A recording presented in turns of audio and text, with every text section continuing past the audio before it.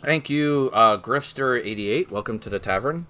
Grab yourself a mug of ale, pull up a chair, and enjoy the tales that are told here, as well as tell a few of your own. So, welcome everybody to the stream, guys, gals, and non-binary pals. I got a couple announcements to take care of. Announcement number one: our sponsor for the foreseeable future, Shockbite Gaming Servers. Link is down below. We also have a couple artists that have requested some assistance. So if you need some artwork done, by all means, check out these two artists, Broken Looney and Yamik Arts. Yamik is the one who's doing the artwork for my book. I'm not going to be able to utilize his services next month due to paying for my move. And he's got to pay for his tuition. So he could use all the help he can get. So any assistance in that regard would be most helpful. So there is that. I'm sorry if I hack up along. I've been coughing quite a bit lately. I'm sorry. Oh. So last week, Gamera, we were talking about one of the horror stories you wanted to share. Mm-hmm. So, should we check and see if I'm audible? Am I audible? Yes, you are audible. Okay. We had a little audio snafu last time. Just wanted to double check. Yeah, you're audible this time. Okay. Yeah, I'm gonna have to turn you up slightly though, but not by much. For volume. Oh, never mind. I'm gonna have to turn you up in OBS. There we go. Thing? All right, that should put you at a good volume. All right. Sounds good. All right, so you're at a decent volume now. Alrighty then. So, what is your horror story? Because we shared mine last time. I'm trying to think. I've been very privileged over the years to game with people who were, for the most part, well behaved. I've dealt with some distracted gamers. I've dealt with some people who had a little bit of main character syndrome. I think most of the time it's been well controlled. Like I said last time, you have. If it's just one player and the GM can handle it, or if it's the GM and then the players kind of collectively work around that GM, or seek out something else, you can nip a lot of this stuff in the bud.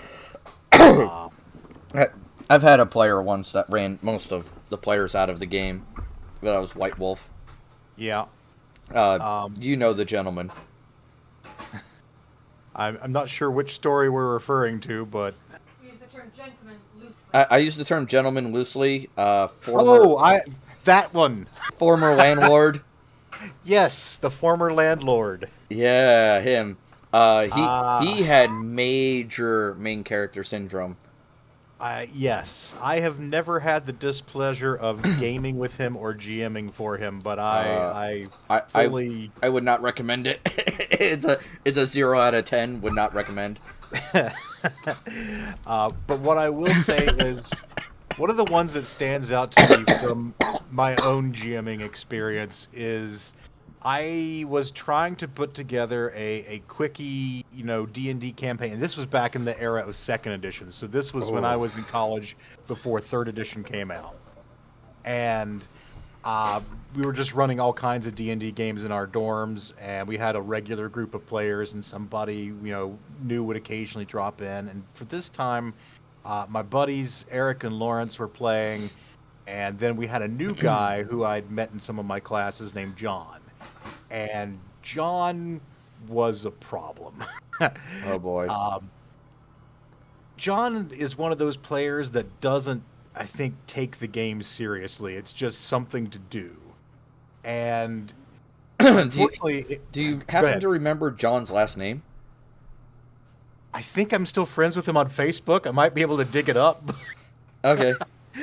I don't think he's a bad person, but he's just not someone I cared to game with again after what happened. And Eric was having a bad day, and I knew that. And both Eric and Lawrence of my friend pool are the ones that come up with the most, let's call them unique, eccentric, or strange character concepts. So, Oh, you always have players like that.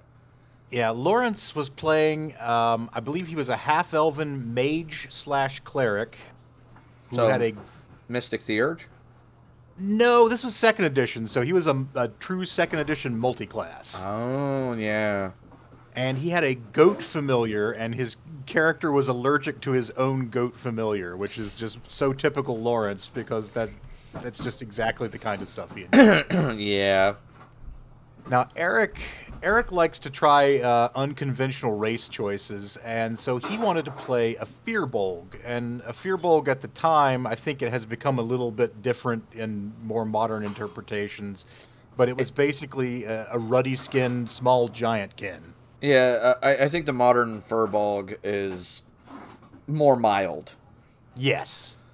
And, the Firbolg was presented as an option back in, I think it was the Complete Book of Humanoids was the monster source book at the time.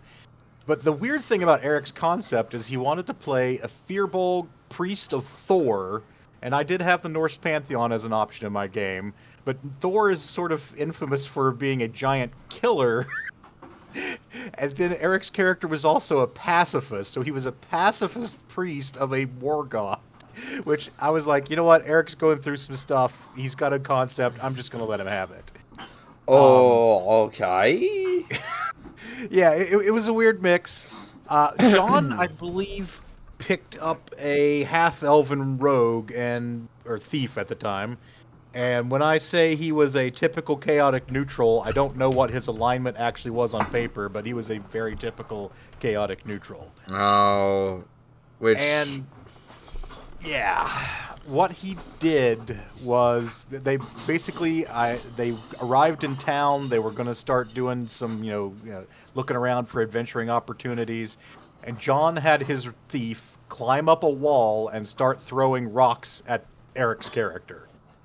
Just Why? to taunt him or tease him. Like, he wasn't trying to do damage. He was just trying to annoy him. And Eric was getting really, really annoyed, and I can't remember how early I tried to step in, because this is Welcome, traveler. At this point more than 20 years ago in my GMing career. All right, give me 1 second. Sure. Thank you, Crit Happens Gaming, for the follow. Welcome to the tavern. Grab yourself a mug of ale, pull up a chair, and enjoy the stories that we tell, and tell a few of your own. All right, go ahead, man. Continue. Yep.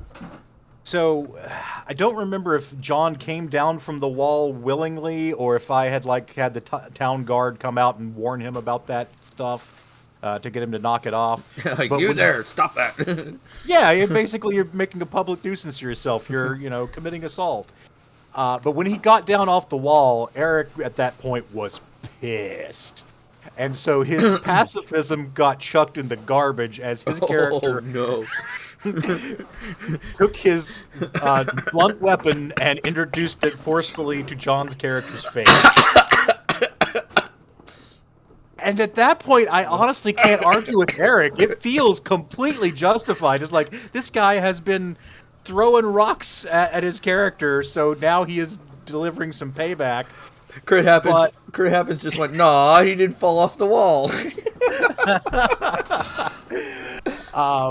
So he's being beat down, and Eric, I basically, after Eric renders him unconscious, I say, okay, the town guards come out, they tell you that they understand, they saw what was going on, they're not going to charge you with anything, as long as you stop right now, you all can, go free, you won't have to deal with any legal consequences. Yeah, no more, no murder. You're like, you can knock his ass out, but no murder. But then Eric was too far gone, so he said his Firbolg hit him again. Oh, no. And I was like, well, that is a campaign over right there. We are going to restart without John and just not even deal with this. So yes, that is the story of how my friend Eric was provoked to murder someone as a pacifist. We both know our friend Matt. Yes. All right. Matt has played pacifism twice. Yes. He has Wait, what campaign was this? This was an old campaign that Gamera ran back in the day. That's the one he was talking about. The one I'm about to talk about, there are two. One, Gamera was in. Yes. And we remember that one. Yes, we do. The Star Wars one, where Matt was playing a pacifist. And then he ran into the guy that was experimenting on some sort of bug race. Yes, bug race. Some sort of bug race. I can't remember what it was. It was some sort of Star Wars bug race. And Matt's character just lost his shit. And tried murdering the guy. Yeah, I mean, his character was such a pacifist. Like, I don't even think he was willing to do self-defense. Like, when we were under attack, I think he eventually talked himself into doing, like, suppressing fire. Yeah. Firing above their heads. But that was as far as he would go. Yeah, and all he did was suppressing fire. Ever. Like, I never saw him do anything. And that was something I had to convince him to do and come up with rules for. Yeah, that's right. I don't think there were, like, built-in rules for suppressive fire at that point. No, I had to come up with rules for that. And it was just like, oh. and the rest of the party were, like, almost pulling out their hair. Uh-huh. Like, everybody was losing their shit. But the... Go ahead. I was going to say, and then, you know, he got to meet one of the scientists who work on the project. Yep. Gotta love on-the-fly rulemaking. Yeah, I do that on occasion to try to mesh the game the best I can. I'm not always successful. I will admit that. But I try.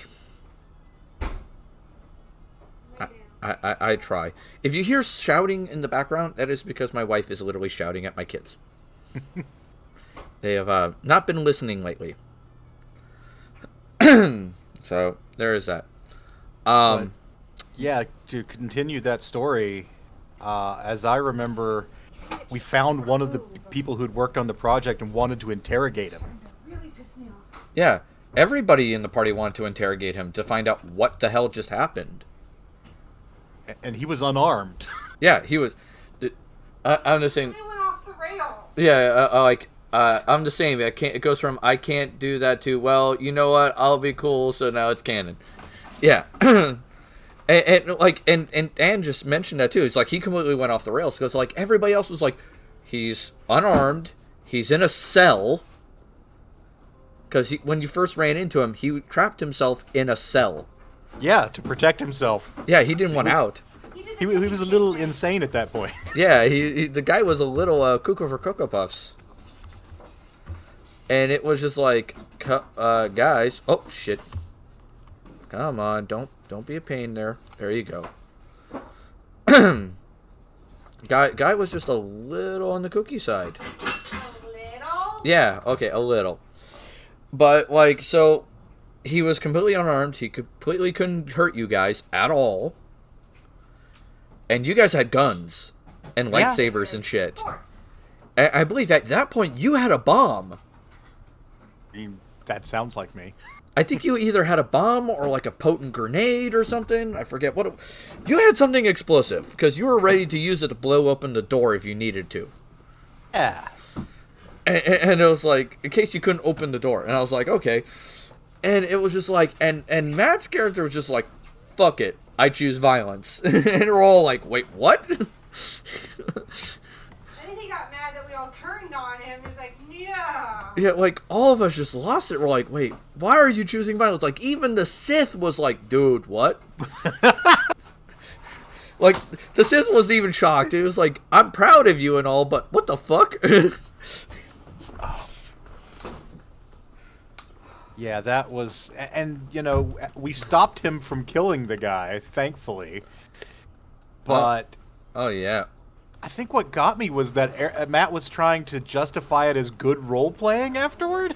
Yeah, and I remember the term he used, and it's a term I hate it when players use it too, because it's one of the cardinal sin phrases. Yep. And the fact that it came out of Matt's mouth really made me not happy. He jumped the shark. Nope. He said, "That's what." Yep, Crit Happens Gaming just said it. It's what my character would do. Yep. He said it, and I was like, I hate it when people use that phrase to excuse their character's behavior. See, I look at you and go, I'm about to do something really stupid, but it's character in character, so I'm sorry. Yeah. At least if you do it beforehand, it makes more sense. Like, I'm a little bit more okay, especially if you acknowledge that what you're about to do out of character is stupid. Like, I'm aware this is stupid, yeah, I mean, this is what you do. It was just like, what the hell, man? The other time, though, he played a pacifist wasn't bad. It was a 3-5 game. Mike was in it, too. Mm-hmm. And I felt bad for Matt on that one. I think it might have tainted his... Hello, level 2 barbarian. Have a Tarask. Oh, God. No. All right, so let me tell this story, because this story is both a wondrous moment and a prime example of what happens when you let Mike play evil in a good party. Oh, I think I've heard parts of this. Yeah, this is a horrifying story. Okay, so Mike is playing a cleric. He did take levels of wizard. And the prestige class he took was True Necromancer. Mm-hmm. We had a neutral character in the party who was going slightly towards evil. And that was Blue. I'm not sure if you ever met Blue. I don't believe so. Alright. Mike and Blue dated for a while. Okay. Blue was playing a Spymaster Rogue. Blue thought he was the most charismatic man on the face of the fucking planet. In reality, Blue didn't have great charisma. Blue just had max ranks and bluff. Let's be brutally honest. Blue could lie to everyone. Fair enough. But once you was around Blue enough, or were around Blue, I don't know, was, whatever the right word is. I can't think of the right word. Once you had been around him enough. Yeah, once you had experienced him enough, your sense motive got bonuses to read his bullshit. In real life. In real life. Yeah. And so, as a roommate of mine, because Blue was my roommate as well as Mike, I got to start reading through Blue's bullshit. Like, Blue claimed to be Irish. Blue never lived in Ireland. He came from Paw Paw, West Virginia. Mm-hmm. So, but he could fake the Irish accent so well that people believed he was from Ireland. Unless you knew him. Right. So on and so forth. So he played Spymaster Rogue. Everybody thought Blue was the villain. From the way he acted. Everyone did. Alright? So we had Matt in the party. Matt played a pacifist sorcerer. Alright? Mm-hmm. High diplomacy. Moderate sense motive. And okay bluff. Not great bluff. He was a social character. Sure. Didn't take really too many combat damaging spells. For natural reasons. He's a pacifist. But he did take a lot of enchantment and illusion spells. Very versatile. So he made it so that the enemy would surrender more often than not. Like, willingly. Yeah. And that is actually a cool way to play a pacifist, in my mind. Your brain fuckery. It is, you go, oh, hey, this person surrenders all the time. I gotta just type something down real quick, because I gotta remember myself to thank this person later, because I always try to do that. Anyway, so either way, Blue got all the attention, which drew the attention off of Mike. Matt fully believed Blue was the villain. So Matt was constantly trying to read through Blue's bullshit and trying to counter his shit. Meanwhile, Other party members were trying to deal with Blue as well, and they were fighting the evil Empire, dealing with shit like that. So, all in all, there was all kinds of kooky shit going down. Self-explanatory shit. Alright? Yeah.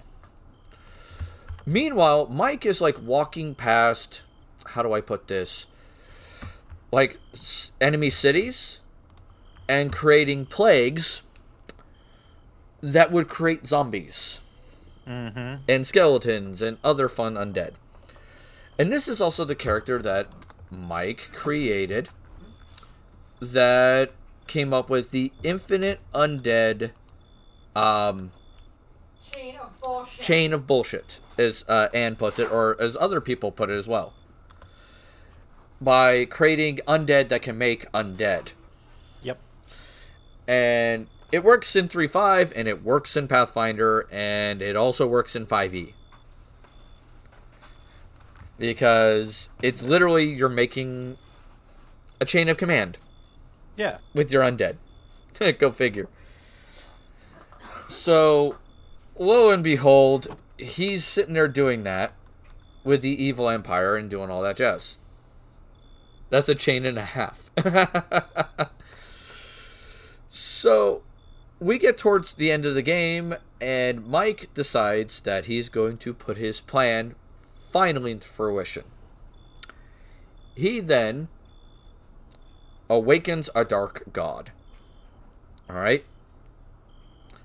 Kills the dark god, absorbs its essence, and unleashes a necromantic apocalypse upon the world. And when he does this, everybody at the table looks at him in shock, including Blue, who did not realize he was pulling this shit. Because you know Mike, when he wants to keep a secret, no one realizes he's doing it. Oh, yeah. And he told Blue a bunch of other crap, including that, you know, he was going to help Blue, him and Blue were going to rule the Empire, and that was their main goal. Alright, and that they were going to use the undead as an army to rule the Empire. And let the rest of the party just do whatever they wanted with the rest of the planet. This was not true. At all. Naturally, this was not true. Because Mike then turned to him in his godhood, ripped out Blue's character's soul, used it as a power source, and continued on his merry way. And he was the first one to die. Yeah. Because Mike. Yep, because Mike. Matt was just in utter shock for the better part of a month and a half. Yeah. Like, I don't know if Matt could even, like, talk to Mike for that long. Like, he didn't hate Mike for it. He understood that it was, like, an in-character thing. Right. But, like, he just could not process that Mike was able to deceive him that well.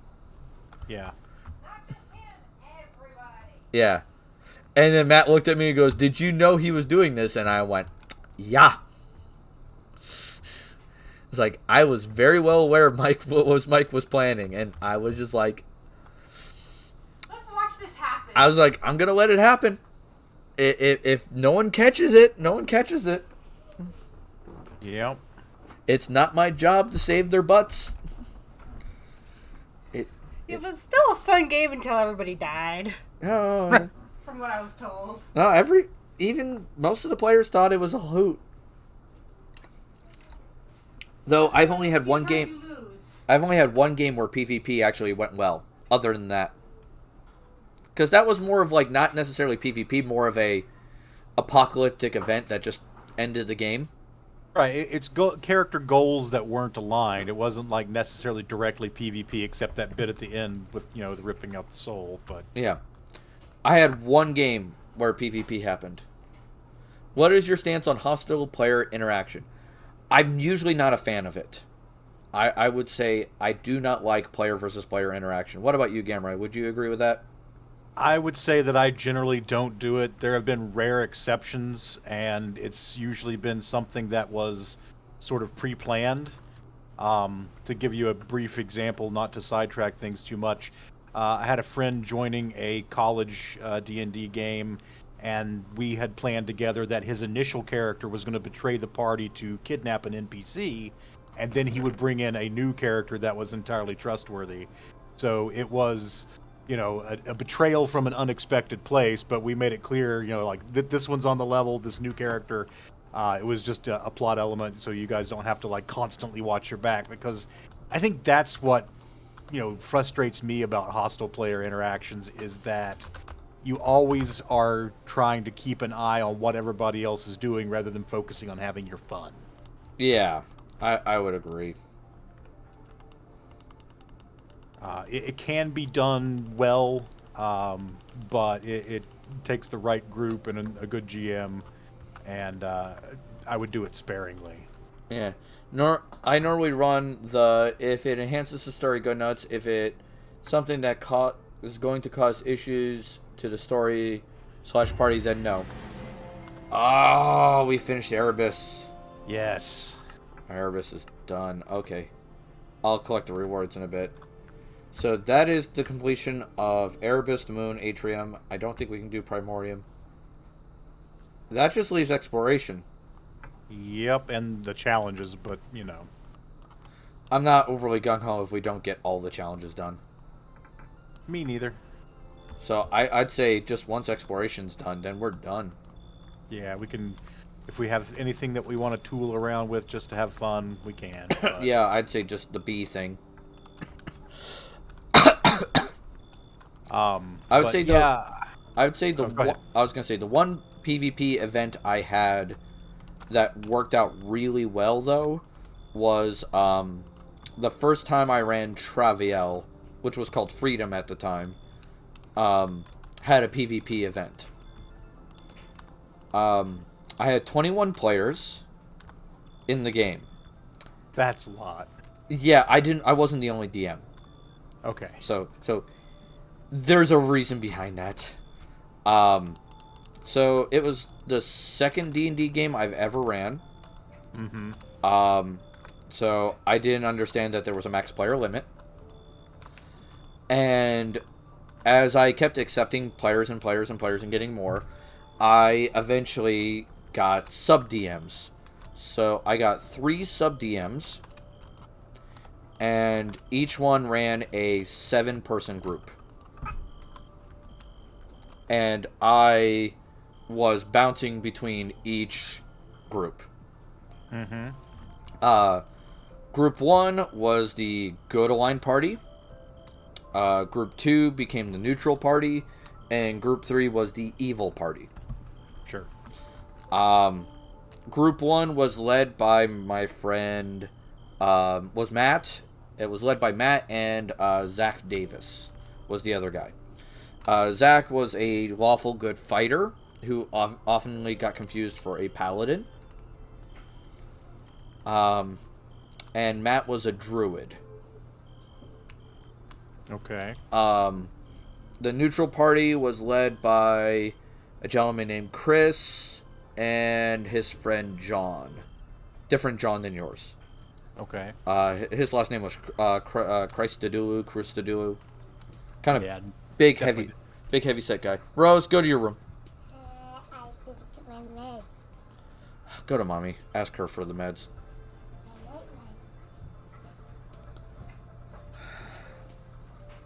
And that was the neutral group. And they were more very mercenary. Like, they were all about money. Mm-hmm. But they weren't evil about it. Like, they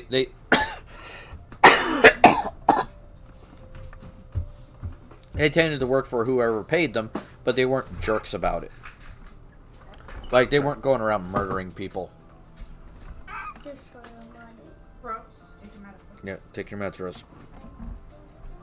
Yes, Daddy, what do you have in your hand? In your other hand? Fluffy. The evil party was led by a gentleman named Avery. Okay. And he was a lawful evil monk. And his goal was to successfully take over the world. And to bring it to a proper order. Okay. Very, very Palpatine-ish. Alright? Bye-bye. Bye, Rose. Go to bed. The thing is, Avery was really good at planning. Rose. I'm gonna go help my brother. Rose, go to bed. Because Daddy pooped. Oh, God damn it. Hon.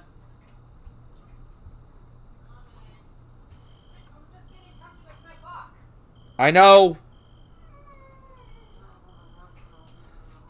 I'm sorry. Go to your room. Avery was very good at planning. And Avery... Danny! Knock it off! No! I'm going to end my children. Like, they're going to be dead children before the end of the year. You brought them into the world. You can take them out. Yep. And I can get fixed so that way I can I can remake them. Like, fuck it.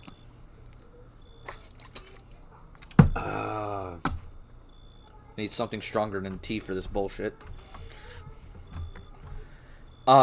Anyway, Avery was really good at, like, saying, laying plans, setting up traps, all that jazz. He did succeed in taking over the world. He manipulated the neutral party to get minor objectives done. He did get a hold of... this is, by the way, 3035, so he did get a hold of the orbs of dragonkind. He got a hold of the black orb. Okay. So he could control black dragons. Which, Sure. that helped. So he was throwing down black dragons on cities that didn't listen to him. Because he did put points into use magic device. Right. So there was that. Welcome, souls. Thank you. More water. More. More drowning. So, he did succeed. And eventually the Good Align party went to go fight him. Alright?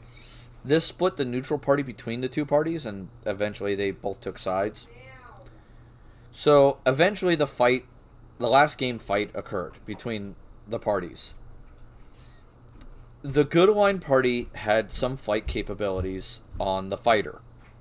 She flew up in the air, pulled out a folding boat, Okay.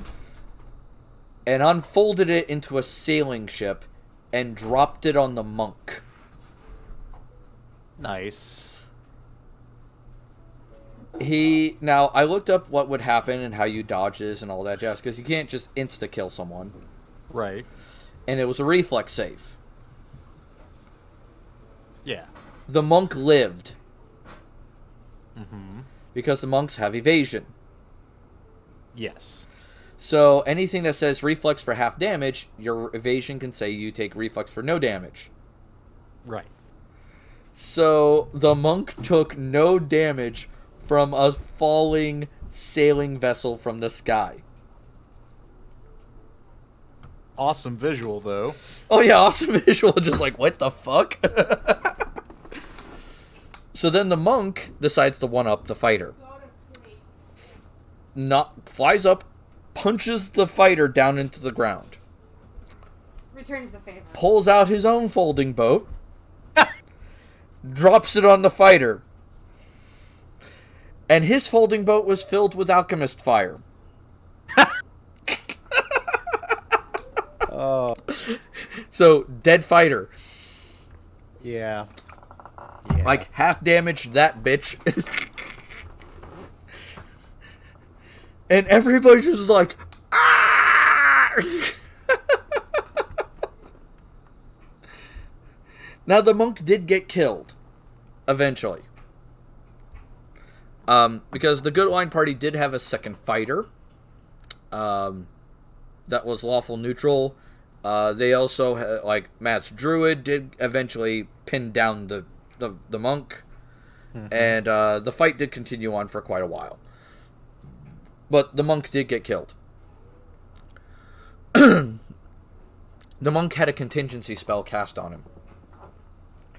when he died, his corpse got sent to his tomb with his orb and his equipment. Avery made it a point that he made a tomb, at least one, in every country. Okay. In some countries had multiples. Only one was his true tomb.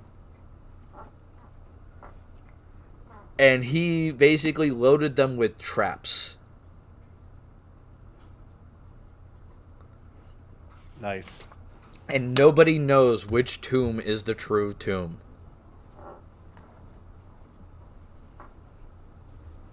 That is a thing. So, in Traviel, in the book I'm writing, there is a tomb of... His character was named Nicholas. The tomb of Nicholas is out there in the world with an artifact in it designed to control black dragons. And his corpse is in it. And treasure God hunt... help you if you find the wrong one. No, even God help you if you find the right one, too. Fair enough. Because Avery was a sadistic bastard with his tombs. His true tombs has the worst traps out of all of them. Like the At least there's a prize. Yeah, at least there's a prize. Oh no, even the false tombs have prizes in them, because the way the tombs are all set up, anybody who dies in them, the treasure from the dead adventurers is collected and brought into the treasure room. Yep. I mean, dude was just straight up playing a villain. Yeah, he wanted to be like a supervillain, and I'm like, fuck it, let's go. His true tomb's final room is fucking evil. It requires you to sacrifice not just the body, but the soul of one living person to get out of the room. If you do not do that, you are literally sealed in the room, both physically and magically. There's a loophole to that. Not too shabby. Yeah. Now, I will say there have been people who have found loopholes to it. There are always loopholes. Yep. Our friend Mike is one of them. Uh-huh. Because, Mr. Mike is the king of, fucking I know everything about magic. Crit Happens is another good example of that. Take a random villager into the room. Yeah, if you're not playing a good aligned character, that's one way to do it. It's like, hey, we brought ourselves a free sacrifice. That's if you know that room exists before going into that room. Yeah. And also, you have to keep that villager alive through the other traps. And that's the problem. You have to keep them alive. And that's a problem. It's a pain.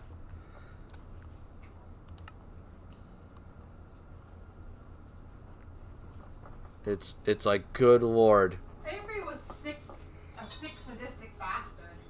Yeah, he was. Avery was a sadistic bastard. But he was really good at what he did. I don't fault him for it. No, he wanted to be a supervillain. He made a supervillain. Yeah. But hey, if you want to make a supervillain, that's you practice. You get good at it. Go to sleep before you get your ass beat. So there is that. Now. I went ahead and manually completed the Primordium quests because it's literally not possible otherwise. Yeah, I kind of figured. Alright, so I need... Oh, for watery, supernatural, and ethereal. Okay. Alright, supernatural princesses. But I still remember the first game of Traviel to this day. And that was run in high school. And I still tell stories about how it was run, how well it went, things of that nature. And when I told Anne about this, she was like, holy crap. And then, even to this day, like, I've had multiple people come up to me when I run D&D, and they tell me, I want to play in that world. And it's commonly selected as the D&D world they want me to DM. So much so to the point where Anne looked at me and goes, "You need to publish this world." And multiple people looked at me and went, "We agree. This needs to happen." Like, good lord. I was like, okay.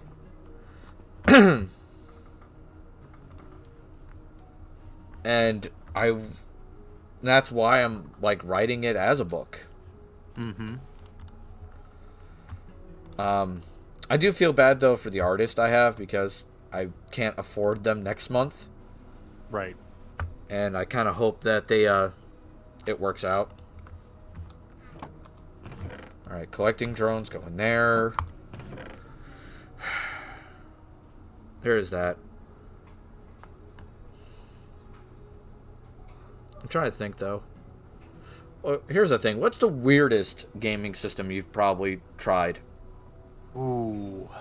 Like, the one that made you go, why? What was with this system? What is so, like... So one of my hobbies as a gamer is that I like to seek out strange systems, either just to buy and read or to potentially run. Yeah, so that's why I say, like, you probably have played weirder systems than me. Like, the weirdest one I've tried, for me, that made me seriously question things, was probably Exalted. Exalted's interesting. Do you remember if it was first, second, or third edition?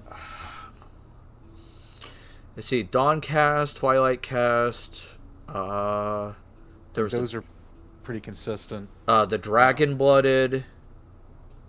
I'm going to guess second edition just because it was more broadly supported. There were only a handful of books for first edition.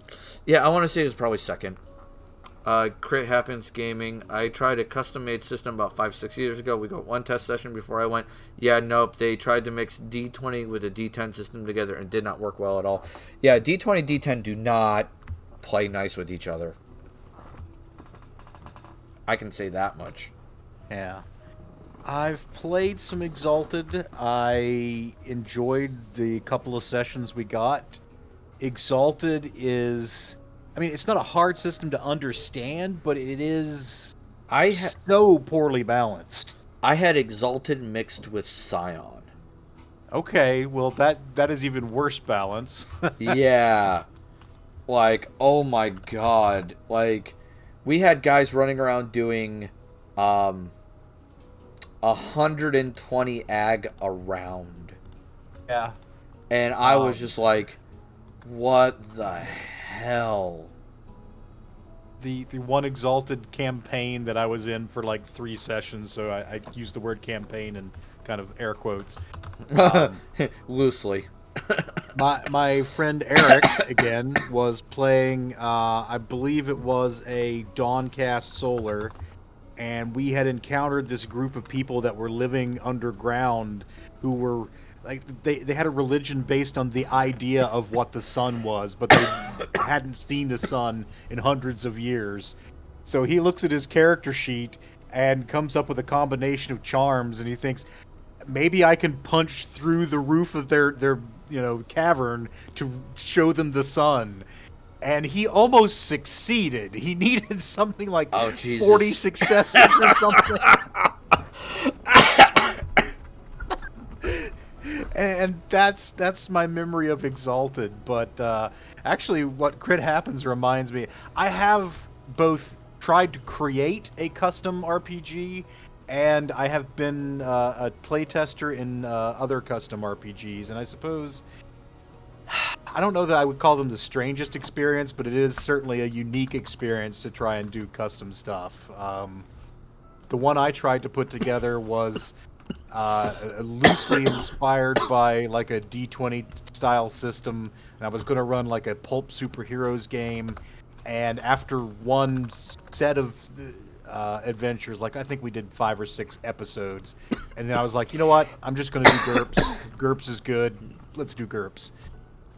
It's probably a little bit more what's the word I'm looking for, stable. Yeah, and it's more fully featured. There's just a lot of work that goes into creating your own game. But I do have a friend, Andrew, who has done at least 2 custom RPGs. Now, one of them he did was fully custom, ground up, and honestly, he did a bang-up job, and I have loved every time I've gotten to play it. It's got some inspiration from Legend of the Five Rings, but it's very, very original. Other than that, it's a fantasy system. It's got a component-based magic system, and when I say that, what I mean is you learn different aspects of spells, like you learn duration, you learn range, and then you put all those things together in certain combinations, and that determines how hard the spell is to cast. It was really good. But his other custom effort might be the weirdest thing that I ever did, because it started from a very bad system, then it got shifted to a better system, but it was never really what it was supposed to be. And so to give you the short background on this, years ago, there was a Dragon Ball Z RPG. I remember. It was based on the Fusion system from R. Talsorian Games, which could also be described as the shitload of D6s system. Yeah, which I think also wasn't Shadowrun using that similar system? Shadowrun, I believe, uses a similar variation. There was a version of Champions, the superhero RPG, that also used Fusion. But we played a Dragon Ball Z campaign, and it became very clear that Fusion broke down bad for DBZ scale characters. Because, if you're a normal guy or a normal superhero type and you're throwing around like 20 D6, as a Dragon Ball Z character goes into higher power levels, you're talking about, I don't own that many D6s, what do we do? Yeah, fuck. So Andrew looked at it and was like, I really like what we're doing with the DBZ games, but this system sucks. So he started changing it and tinkering with it. And we went through several iterations. I think I've literally played 4 different Dragon Ball Z campaigns with him over the years. And it started as pure Fusion, then it was this Fusion customized version, and then by the third one, he actually shifted the underlying system to a game called Torg, which is one of my favorite RPGs. Oh, yeah. And he essentially... Torg is for, like, cinematic heroes where, you can always find a way to do something even if you don't really have the skill, but it doesn't really have superpowers and that kind of thing in it. So he essentially built and grafted on this superpower system for Torg, and it was amazing. So it was... Crew Happen Gaming just went, one of those I need to invest in a dice-making company kind of games. Yes. Honestly, at the time, I think, if I recall correctly, we programmed our TI-81 calculators with dice rollers so we could just do it en masse. It's like, how many D6s do I need? 100? Okay, 100, roll. Okay, here's what I got. Yeah, it's just like, what? But, yeah, he grafted it onto Torg, and that was a strange experience because, like I said, Torg is not designed for high-power games, but it worked. We had a lot of fun, and I got to play, several Dragon Ball Z games. We had a blast. Yeah, 100 D6. Honestly, I don't even think that was the worst of it. I think we got more than that, but we were literally just running it in the calculator. Yeah, like I said, the Scion Exalted game I was playing in, we had a guy that had 2 pistols that were energy pistols that did 120 ag. Yep. Each. Yep. So he was throwing out 240 D10s. That was his die roll. He used a die rolling program. Yeah, you'd have to at that point. Yeah. And I ended up getting my character, how do I put this? Removed from that game. Oh yes, I think you have mentioned that to me. Yep. That's crazy. What edition? Vorlandi Hardship. Welcome. That is crazy. That was uh, Exalted Second Edition combined with Scion First Edition. Yeah, that sounds right. Which is what the STs combined with, and there were two separate STs. One ran the game on Saturday, and the other one ran it on Sunday. And they were running two separate countries. And it was Garaka was one, and that was supposed to be like Russia. Voron like moron, but with a V. Well, I know what Voron is, because there's Babylon 5, and there are the Vorlons. So it's Voron. Voron to Harship. Yeah. Voron to Harship. Alright. So, the Saturday game was one I started with first. And it played like kind of like a spy novel almost in a way. And that was run by Anne's X. And I had more fun in that game than I did in the Sunday game, which was played like a comic book. And in the comic book game, I played an Inquisitor who... He was a little crazy, but not crazy enough to mesh with the game. Apparently. Like, he was a little religiously zealot, but apparently I wasn't like boo-hoo crazy, like Joker. So, go figure.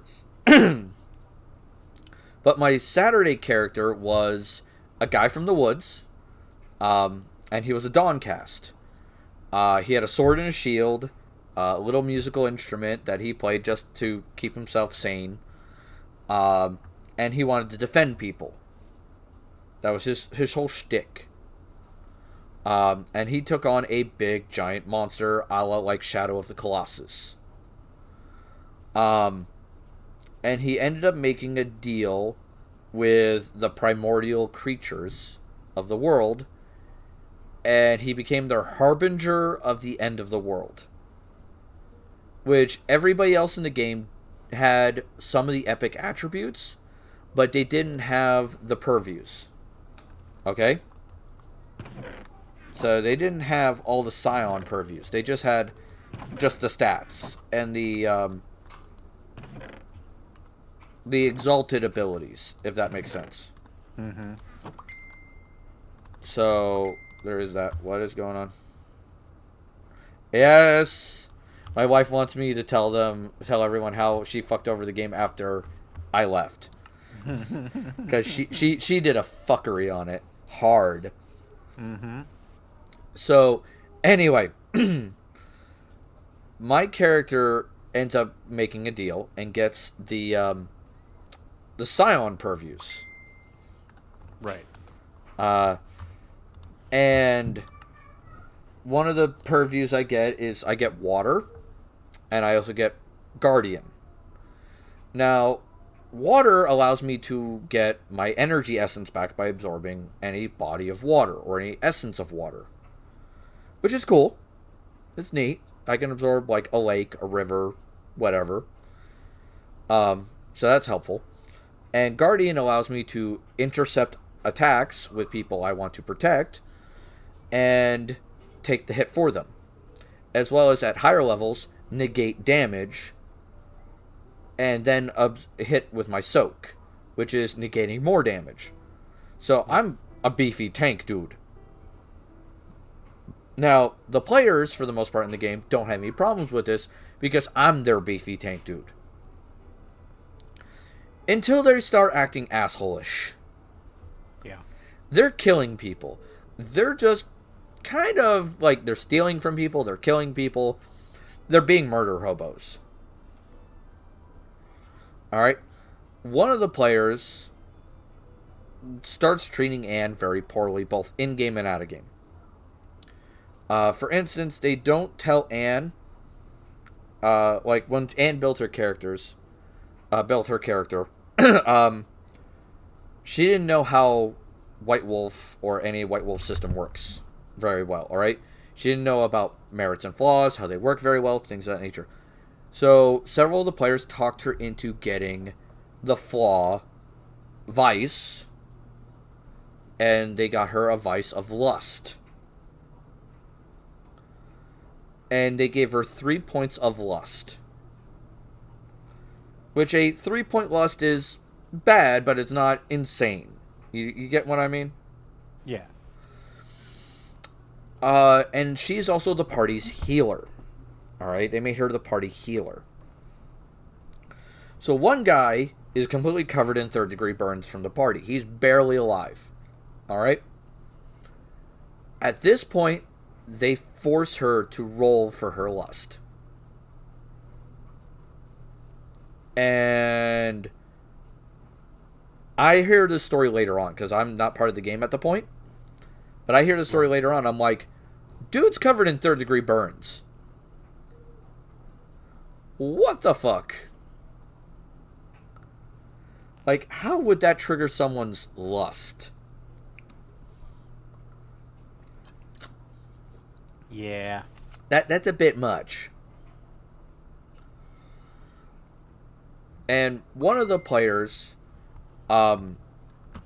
made a comment, and that was the mild end, by the way. Like, one of the players makes a comment when he keeps leaving messes and stuff, because they keep running it like it was a 5-dot vice.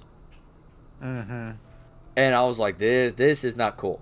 Because even when I was there, I see it being run as like a 5-dot flaw and not a 3-dot flaw. And I'm like, because they constantly making it go off all the fucking time. Yeah. And I'm like, a 3-dot vice is not running, like, going off like every 5 minutes. Like, good gods. Like, from what I read of White Wolf, it was like a 3-dot vice is like, you have to sate it every day. Like, at least once a day. Once a day. From my knowledge. Not like every 10 minutes. So I'm sitting here going, this is a little absurd. Then we run into one of the players. His name is Frank. Frank keeps leaving messes in the house every time he comes in. Murder hobos are fun to GM. I normally stat all my important NPCs to 1.5 times the party's level, so if they decide to murder hobo, the NPC steps in. That doesn't always work, but sometimes it does. I will say that. Sometimes I give other issues for murder hobos to run into.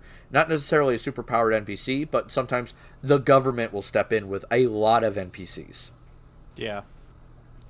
Or, like, the shops will stop selling you and let you buy things. I mean, it's hard to keep your murder spree going when you can't buy weapons and potions and food. So, there is that. So, anyway, Frank keeps leaving messes and stuff like that because he brings in his own food. Anne brings up a point and goes, look, I'm not your maid. It's not my job to clean up your mess that you bring to my house. Like, I feel like that's fair. He makes the comment that she's a woman. It is her job to be a maid. And I'm like, fucking excuse me? Like, this was when I was living there. I'm like, fucking excuse me, as well as one of the STs. His name is Dave. Dave kind of tilts his head and goes, what did you fucking say? And like, Dave is this crazy kung fu dude. Alright, like, Dave's one of those guys that I do not want to ever run into in a dark alley, because I'm fairly certain Dave would murder my ass. Mm-hmm. Like, he's scary, motherfucker. Oh. And so, like, me and Dave both look at Frank and go, the fuck you say? And, like, so we tear into him a bit, and we get to the point where, like, we have to stop having game in our house. Well, I told him he wasn't allowed back at my house. Yeah, Ann says, like, he's not allowed back in the house. And, like, me and Dave pretty much agreed to that. Like, I'm like, no, this isn't cool. He's not allowed back in this house. And Dave's like, I fully accept this. And as one of the STs of this game, I'm saying we're not coming back to this house because of this. Yeah. And Dave got instantly more respect for that. And who else agreed with you, hon? Wasn't it Cody? Cody wanted to deck Frank. Oh yeah, Cody wanted to punch Frank for that. And Cody, by the way, is training. Well, at the time was training to be an MMA fighter. Yeah, he can't do it anymore. He has a heart condition. Skin? I thought it was heart. Okay, apparently I was corrected. It was a skin condition, not a heart condition. At least I believe so. I could be wrong. Don't know. He has some sort of medical condition that exempts him from MMA. He can't do it. Much to his utter dismay. Yeah, he's not happy about it. Anyway, so eventually my character turns on the party. Alright? Does not make the party happy. Because they're sitting there doing like 120 ag and stuff like that on me. And I use my abilities to reduce all this damage down to 1 damage. And soak it. And then I get to soak it. Yep. And that pisses them off. Because they can't hurt me. But Now, literally, its rules is written. but it's the rules is written, and Dave agreed to that, and it was like, oh shit. And I'm sitting there hitting them only for like maybe 3 or 4 damage a hit. And they have way more health. And they're like, okay, so neither of us can kill each other, but I can outlast them. I'm consistently doing 2 to 4 damage every hit. And they can't keep up that pace. Right. Ag every hit. And so they're getting really annoyed about this. And they're like, oh, he's got to run out of energy eventually. I'm like, no, I'm not. And they're like, why is that? I go, because I'm absorbing all the blood from the battlefield from all the soldiers you brought. You brought me an endless battery. Yeah, you brought me an endless battery because you brought a shit ton of soldiers to try to hurt me. Because you thought you could swarm me. And that's not going to go well. Because you could condense all attacks to 1 for damage. Yeah. Because the bullshit, the way they let you roll up your character. Like, that was such bullshit. So eventually, they trap my character, ST bullshit-wise, in a mirror. They shatter the mirror, and they scatter the mirror pieces. We're launching 1 piece into orbit. Launching 1 piece into orbit, and Anne's character keeps a piece. She hides it. Because I was a friend of hers. Because I swore to protect her and her family. So, let's see if the chat realizes what's about to happen. Let's see if Vorlon and Crit Happens realize what's coming. Because we have murder hobos who have now trapped somebody they can't kill in a mirror, and the girl in the party who they've been basically verbally abusing for a while has a piece of this mirror. That I told them I kept as a memento. And she told them she kept it as a memento. I'm a primary spellcaster. And she's a healer, as well as a crafter. I don't remember what cast I was. Crit Happens just guessed it perfectly. She remakes the mirror perfectly. I use a spell I use an ability to reform all the pieces. Yep. Crit Happens and Vorlon both got it. She remakes the mirror, summons my character out of the mirror after the party, kills her character's brother off, and just tells my character, have at it, kill everything else. And lets him loose. And my character literally releases the apocalypse, killing every living thing on the planet. The DM retconned that. Yeah, the ST retconned it because he didn't want to end the game right then and there, and which caused my wife to leave the game at that point. Mind you, she wasn't my wife at the time, but she left the game at that point. We were roommates Yeah. at that point. But yeah, it was just like, the ST was just like, oh, for fuck's sake. Because they killed my brother, which is the only thing keeping her sane, considering they got her from the Winter Court of the Fae. She was a human the Fae had kidnapped, and she was the Winter Princess. On top of it. So I was already dealing with crazy bullshit. Yep, she was already crazy. So fun times. This is why you don't fuck with the party's healer. Do not piss off your healer, because your healer can do shit you don't know about. Healers are terrifying when angry, because we are not heal bots. Yep. We can do a whole lot more than Though, just fucking I will heal. say this. I saw a video series recently on TikTok that made me laugh, and it gave me an idea to add to my my games from now on. I am going to add, give me a second, Vorlon, let's see. I would have let that game die and asked everyone to make new characters. For the most part, after that game finished, they all kind of went their separate ways, because most of them couldn't stand each other. Yeah. By the end of it. By the end of it. Healers know how to hurt as well as they know how to heal. Give me a second. I need to do the "and" alert. By kissing their boo-boos and slapping the bitch who made the boo-boo. Because that fits healers. And Anne is very much a healer. But by the time... Most of them don't interact with each other anymore. You know, we didn't do yours either. No, I was here when we started, so I didn't do it. Okay. That's fair. I can do it now, though. If you want. It's your choice.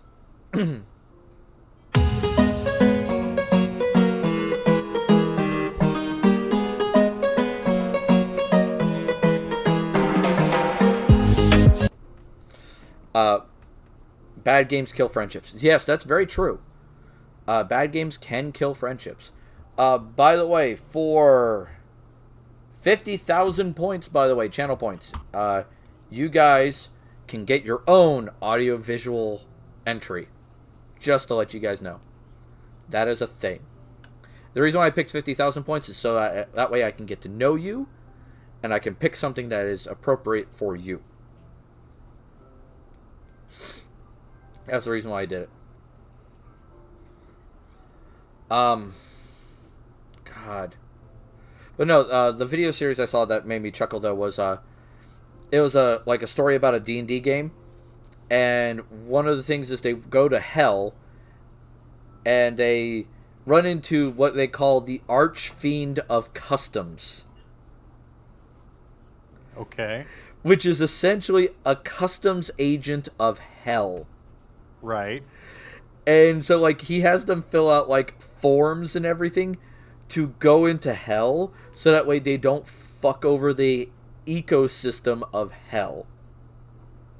Nice. And I was like, I love the idea of, this random customs agent that goes, hey, random paladin, please sign this form so that you don't murder every single demon you find, because we kind of need some of them. Yeah, if you want to borrow it, have at it. I think it's a great fucking idea. I do not like this idea. Do you have any fruit to declare? Yeah. Camera just went, do you have any fruit to declare? Do you happen to have any holy weapons you wish to declare as well? It's just oh my god. The purpose of your visit, business or Go pleasure? to bed! Or what's the purpose of your visit? Are you here to visit one of the damned? Are you here to fight an archfiend? Are you here to, what's your purpose essentially? Yeah. And then whenever the players, give you the big epic speech of how they're here to do such and such and blah blah blah, the agent's like, oh, okay, number 4. Yeah, number 4. Oh, okay. Yeah. I have to do it when I send the party to the Fae. The Fae would be a great thing for a customs agent too. Oh my god. No. Why is it? What's the purpose? I was hired to deliver this package to Nasty Horns McMuscletail.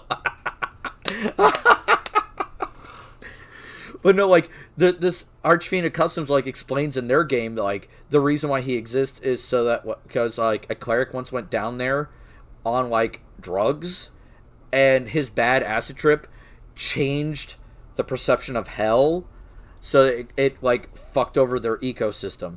So one guy wore too many coats, so suddenly hell got hotter and got on fire.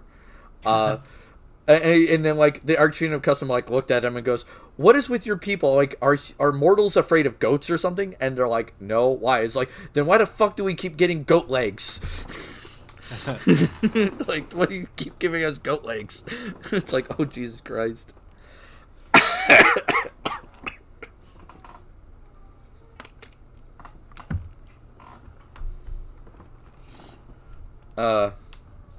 And like the Archfiend of Customs is like in their staff room where there's like food, and like the food's actually decent. Yeah. And like the paladin and the cleric are looking around going, "Where's all the screaming? Like, we thought there'd be more screaming here." And then like the Archfiend's like, "How many truly evil people do you think exists? Like, the person who stole bread to feed their family wouldn't be down here. They're not that evil."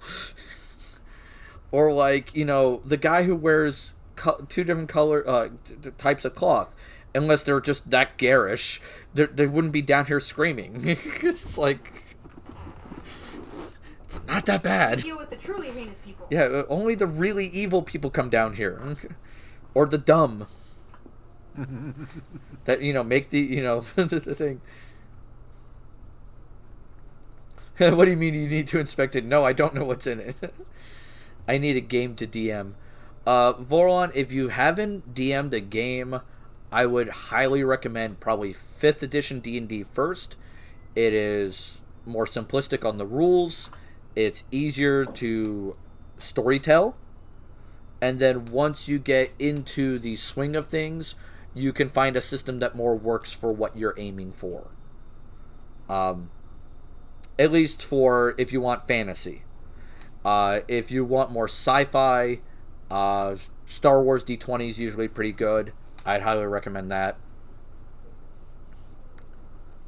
There's even I think a Star Wars hack for 5th edition that's out there as like a free supplement. I've DM'd many times, some for you. Okay. GURPS. Oh god, GURPS. I need players. If you're looking for players, I would recommend Roll20. Roll20 forums have plenty of things where they're looking for players. There's things of that nature. If you go on my Discord, there's a link down below. You're more than welcome to go onto the tabletop section of my Discord and see if there are any players there that are looking for games. We have a community there that's always available. Oh, you got a little dress there for the doll. Still working on it. Yeah, still working on it. Longer, but do you think she'll like it? Oh yeah, it's cute. And it'll have a sushi skirt. Yeah, it's nice and pink and purple, which is our daughter's favorite colors. This is Dustin. Oh, Jesus. I haven't heard from you in forever. Huh? Who? Dustin. He's a guy I used to game. I thought you knew my screen name. No, I didn't know your screen name. Shit. He's a guy that Dustin Sexton. Oh! Now I recognize the last name. Yeah. Oh, friend of yours. Yeah, I haven't heard from him in forever. No, I didn't remember your screen name. I'm bad with names, man. I'm so sorry. Shit. Yeah, if you go on my Discord, there's always room for people looking for players and shit. I haven't doxed someone else. God damn it, man.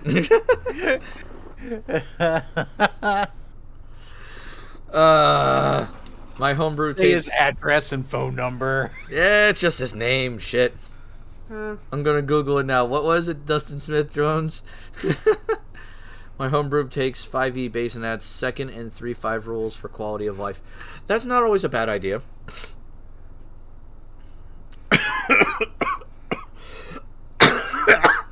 Like, you had mentioned him a couple of times. I just brain, because I've never met the man. I used to play in a lot of his White Wolf games. I just didn't. The last time Never met this man. The last time I played in a White Wolf game in his, I was either a demon or I was a werewolf. I can't remember which. And, oh man, demon in the old WoD was broken as hell. Did you ever play demon in old WoD there, camera? I had the book, never really gotten into a Okay. game to either run or play. Demon the Fallen is broken. Hmm. Like, if you play the healing demon, which is called the Scourge, you can walk up to someone, and you spend a point of faith. The only game of Demon Fallen he ever ran. Yep. You walk up to someone, you spend a point of faith. You touch them, you can heal. I think it's up to 10 points of any type of damage. All right. Oh, that's pretty good. Yeah, which humans, in WoD only have 7. Hey, motherfucker. All right. Now, for crying out loud. There you go. But here's the thing. In Demon, there's a thing called Torment, which is kind of like taking a point of evil. And if you use your healing power and take a point of torment, like a temporary point of torment, you do damage instead of healing. And it's ag. Yeah. And so instead of healing 10 points of damage, you do 10 points of ag Yep. on a touch. And it can't be soaked. It's called Pop the Human. No, it's not even pop the human at that point. That's pop everything. Nothing survives that. Not even a werewolf. You could walk up to a werewolf, touch the werewolf, and give it immediately stage 3 cancer. And kill it. Yep. And it's like, that is broken as hell.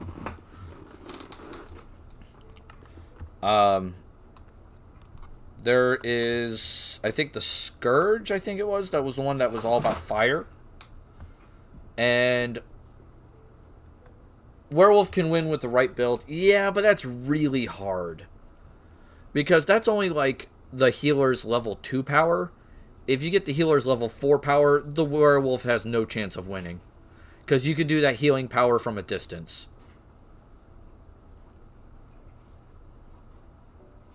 You could just like point at them from like eyesight distance and go dead.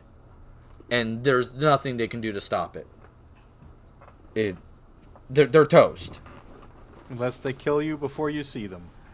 Yeah, good luck with that. No, Demon was the last book White Wolf released with the old WoD system. And it's obvious. It's very much like the old Book of Nine Swords stuff from D&D. The Yeah. Book of Broken Bullshit. They Let's break the game. they wrote it to break the old system to convince people to get into the new system. And it was just like, oof. Good lord. The Book of Nine Swords is still, in my opinion, the worst RPG book ever written. That's the reason it's called the Book of Broken Bullshit. Yep. Oh, man. Again, it's not even close to the worst one I've ever read just because I tend to seek out these weird things, but it's definitely the worst 3.5 book. Oh yeah, definitely. I haven't sought out like a lot of the weird shit, so that's why you have more experience with the weirder stuff. I just have more experience with, I'd say, more online shit. Mm-hmm. So I have like more, I'd say, more weird players. That's fair. I would say, Yeah, when you're the normal person in the group. yeah, I'm the normal one. Oh my god. Christ. And if he's played with you for years, he understands how terrifying that is. Okay, I'll catch you later, man. Oh, Jesus. Yeah, there are some truly just god-awful, unplayable Daniel? games out there. But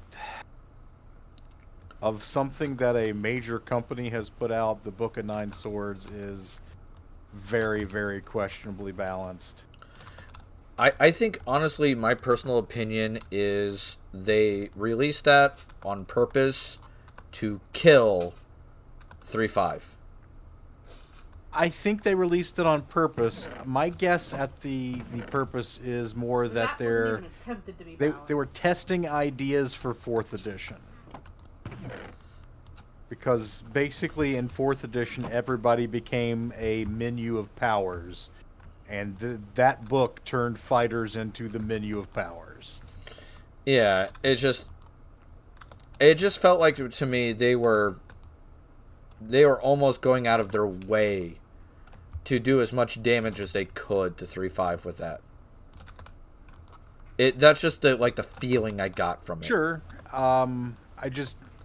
I don't remember a lot of people grabbing that book and going, "Oh, I'm going to quit playing 3.5 now." I remember a lot of people grabbing that book and like, "Oh, this sucks. I guess I won't use it." Yeah. And then 4th edition comes out and they're like, "Holy shit, I'm going to go back and play 3.5." Yeah, I mean, there's a reason why Pathfinder, took off and existed. Yep. Thoughts on 4th edition? 4th edition is a flaming dumpster fire filled with dog shit. It wasn't that bad. I will be kinder. 4th edition is a fine fantasy tactical war game. Fourth was newbie friendly. If you didn't call it D&D, it would be like if you called it Hero Quest. You remember Hero Quest? Yeah. Awesome board game. And 4th edition would be like Advanced Hero Quest. Spot on. Okay. It's just... Yeah, mechanically, there's nothing wrong with 4th edition. It's just that it doesn't feel like D&D. It felt like how do I put this? It felt like someone basically drank Mad Dog 4040, a whole bottle of it, and then attempted to write D&D. Yeah, I think at the time they were looking at World of Warcraft and going like, how can we do those numbers? Which is really funny considering how D&D has surged in popularity as World of Warcraft has begun to circle the toilet. But yeah, oh my god, World of Warcraft is just like on fire at this point. But, I played in 2 different 4th edition campaigns. Because of the GMs, they were fun campaigns for the most part, though one of them does have a little bit of a horror story just because of one of the players. I ran a 4th ed game, and I played in 2 4th ed games. Mm-hmm. And the 4th ed game I ran went okay. Yeah. It wasn't great. But the reason why I went with 4th ed was because it was the most newbie friendly at the time. Right. And not long after it, Pathfinder came out and everybody wanted to play that instead. Yeah. So we did the switch. For playing in it though, I played Convention was one, and the other was like a weekly game at the lair. And the Convention game, I was handed a character. I didn't get to build it. And I can tell you that the character I played was... What was it? I think it was a rogue.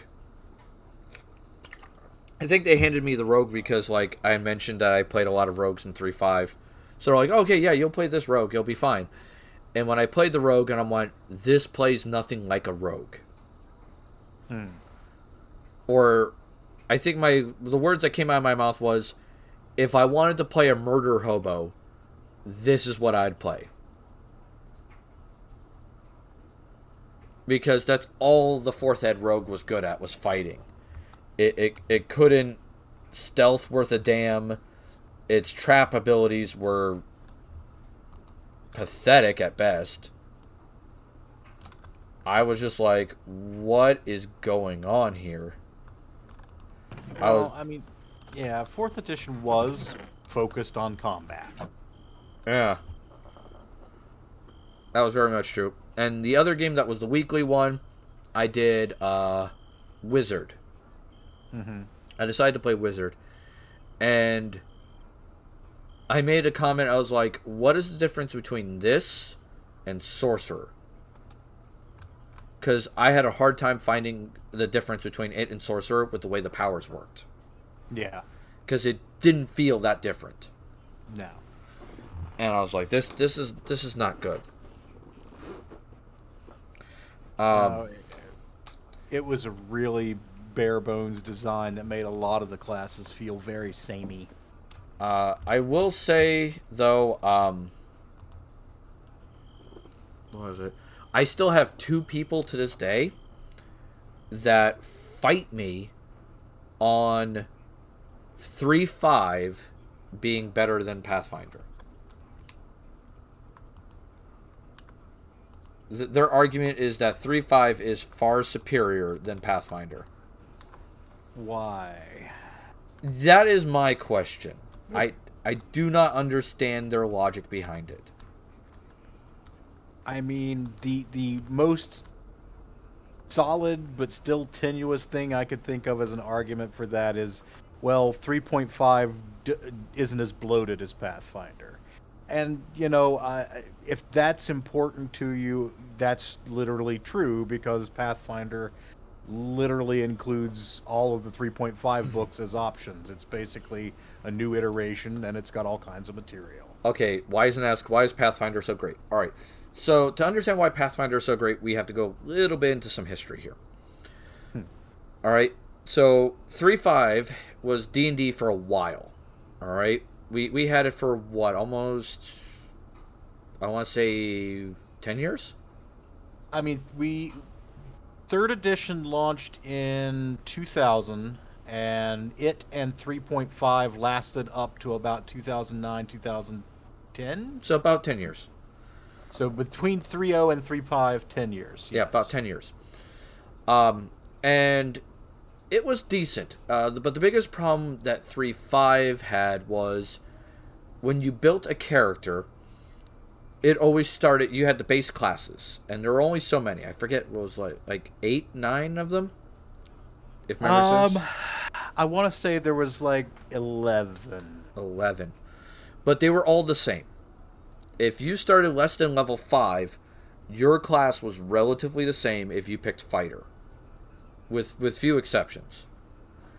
And the only thing that made your character unique was building up to something called the prestige class. And 3.5 really encouraged you to go for a prestige class. That was the whole point of it. Mm-hmm. And if you didn't go for prestige class, you were essentially not playing a decent character, according to a lot of people. Okay, yeah. I'm not saying always. I'm just saying according to a lot of people. All right? And certain classes were also really stat bloated. Like, Paladin required 3, if not 4 stats. Same thing with Monk. Yeah, 3.5 was all about prestige. You were nerfing yourself a lot of times if you didn't play prestige. Very much so. It kind of hurt you a little bit if you didn't. Especially if you had the rest of your party going prestige and you were the one who didn't. So, 4th edition comes out. 4th edition does not do well. It very much angers the player base. They tried pulling a lot of things that just do not work. And that includes not just gameplay-wise, but also marketing-wise. Because one of the things they tried pulling, marketing-wise, was, hey, we have this online service, but you have to pay us, I think it was $10 a month to use it. I forget, yeah. And nobody liked it. Because not only did you have to pay $10 a month for it, you also had to buy the books online as well. Even if you own the books physically. And each book for 4th Ed was like $50, $60 a book. They were absorbently high. And in order to be able to have access to all the classes, there were, I think, 3 or 4 players' handbooks. There were 2 to 3 DM guide, and there were like 5 or 6 monster manuals. There was a lot of books, basically, to just play the base game. Yeah, you could play the base game with the core 3 books, but then they would promptly release Player's Handbook 2, Player's Handbook 3, Divine Power, Primal Power, etc., etc. Yeah, and it was ridiculous. And it really encouraged you to buy more books. So a lot of people were angry. So a group of people took some of the 3.5 stuff and they went, let's try to make this better. Let's improve this. Yeah. So they designed Pathfinder. They took elements from the old 2nd edition D&D and they brought it into 3rd edition. One of those elements was called kits. Was in 2nd edition. It was called a kit. I think that's what they were called, right? Yep. Yeah. I'm always trying to remember the name right. It was called a kit in 2nd edition. In Pathfinder, they're called archetypes. What it does is instead of playing just your base class and going for a prestige class, you go, hey, I like playing a barbarian, but I want to give up this one ability that I just do not care for, and I want to pick up this other ability instead. So you play an archetype that does that, and it modifies your class from level 1, and you get that. So instead of having to do a prestige class, you just change your class from the get-go. And you play your character the way you want. And it allows you to customize your character more effectively. To expand on that just a little bit, yeah, Paizo as a company had existed alongside Wizards of the Coast. I think they managed the Dragon magazine for a while for them. They of course had published their own setting for use with 3.5, and when 4th edition launched, they just were like, no, we're not going along with that. We're going to do our own thing. And because at the launch of 3rd edition, Wizards did something very unusual, and they had the D20 open gaming license, which basically threw open the floodgates to being able to produce D&D compatible content. And as long as you met certain rules, you were free to make a book that was, for lack of a better term, D&D. And Pathfinder said, we're going to build on the skeleton of 3.5.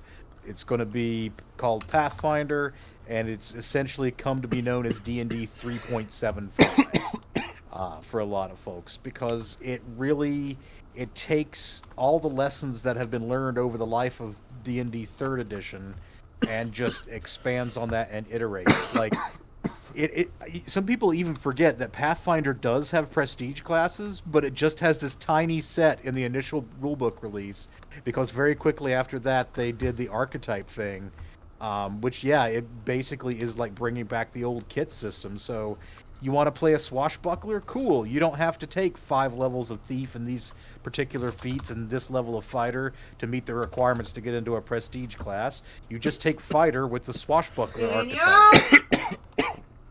Yeah. It's so much more straightforward, and you can get closer to that ideal character you want without having to meet these really arbitrary requirements and delaying your character concept until level 6, level 7. So yeah, the archetype thing was huge, and I will point out that basically 5th edition has made that a core component of 5e. Pretty much, except that it's you get it at like level 3. 3. Yeah. It's like, now I want to play a Pathfinder game. Yeah, Pathfinder is great for that. The advantage, I'd say, Pathfinder over 5e is there's a whole lot more customization. there's a lot more customization in Pathfinder versus 5e. It's almost overcomplicated. But it's way more complicated than 5e, and that's the downside of Pathfinder. Pathfinder has a lot more bloat to it and a lot more options, which can be confusing to a newer player. But once you're used to navigating through the books and navigating through the system, you kind of get used to it and you get idea to it. Squiggly. And while the books are available online for purchase, the info is also available online free by design. That is also true. This is one of the beautiful things about Pathfinder. All the info for Pathfinder is free. And Paizo does not care about that. If you want, they encourage you to buy the book. Yeah, they will tell you, it's like, please buy our books. But if you need the information, here's where you find it. Yep. Yeah. They literally have a website they maintain themselves that has most of the information. And then there's a second website that is run called the SRD that they acknowledge exists. They know it exists. They don't care it exists. And they don't want to take it down. They're like, we understand this has a bunch more information on it, but it's not run by us. Right. And the other big thing that Paizo is great for is they maintain an open gaming license. So you want to write something for Pathfinder, there's like, hey, slap our logo on it that says you're Pathfinder compatible, and, you know, say that you're not us. You're like, acknowledge in your first 3 pages, you are not us, okay? Say that you're compatible with our gaming system. Congratulations. Have at it. Send us a copy, copy in yeah. 90 days, digital in 30. Yeah, digital 30 days, physical in 90 days. We're good. I forgot about that part. They want a copy. Because they want to fawn over your shit. Because I actually got to talk to someone at Paizo, and they told me why they want that copy. They want to fawn over your shit. They were like, this shit's cool! It's like, people are writing shit for our game. We love this. Now, Wizards has realized how much that helps their game, and they've kind of pseudo-included that into their 5e system. Not very well. It's called the DM's Guild, and then they also have their open gaming license. And depending on how you're writing it and what you're using, depends on which license you get categorized under. Yep. If you use DM's Guild, I don't think you can make a lot of money off of it. I think is the ruling. But you get access to like the marketplace, and you get access to like certain format and trade dress stuff, I think. So they're providing components so you can present a consistent quality product that looks like the other stuff. So there's trade-offs. Yeah, there's trade-offs. And with the DM's Guild, you're also allowed to use some of their licensed stuff as well. So you can use like Drow, Warforged. What's funny thing is Oh, they tried to copyright Drow, and that's been I think a Celtish thing for the longest time. Yeah. For 4E, I was DM'd for I think I DM'd for a while back. It was action-oriented version. Yeah, that's 4E. Yeah. But yeah, the open gaming license thing has actually become more common. I almost would say it's industry standard now. Call of Cthulhu has a Miskatonic repository system where you can write for their game. I believe the current edition of Mongoose Traveler has something similar where you can write compatible content for their game. So yeah, I think D20, when it launched with D&D 3rd edition, really just broke open the floodgates, and it's become standard operating procedure. So yeah. So I need more PhDs. I have plenty of industrious drones. So I need more PhDs. So I need student.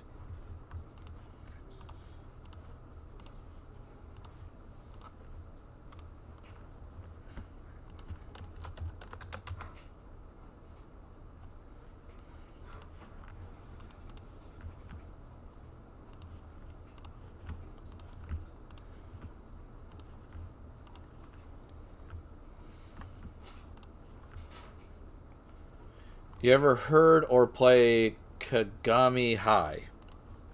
Kagigami High. Kagami High. Doesn't ring a bell.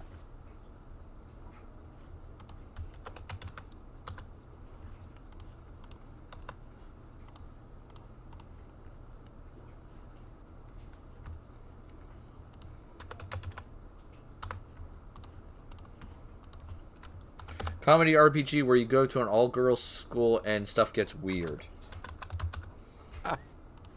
Uh,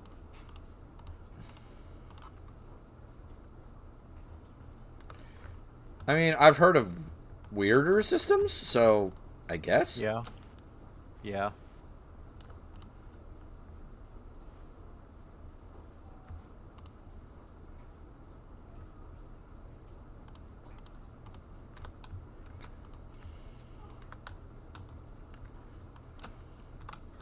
So, Yeah, that's I love comedy RPGs. I don't get to play them that often because it's hard to find the right group for them, and honestly, most of them can't do more than like a one shot. It's hard to do a sustained campaign of like Toon, because there aren't really dramatic stakes for people to get into. I am going to say this, though, about Pathfinder. First edition Pathfinder is good. Second edition Pathfinder, not so good. I still haven't really dug into it. I've got the core books. I mean to read it, but I just haven't been able to be bothered. I played it online. I've tried it in 2 separate games. I haven't run it, but I played it as a character, 2 separate games. It's like a version of 5th Ed. They tried mimicking 5th Ed, and they didn't do a great job at it. Yeah. And the big thing I saw was it gives kind of the illusion of choice. But there is obviously a... What's the word I'm looking for? I want to say a routine. Kind of like a routine that you do that is the most optimal routine. Oh, like you mean when you're talking about the action economy? Yeah. The action economy definitely has an obvious routine for each class that really the game encourages you to do. And it's...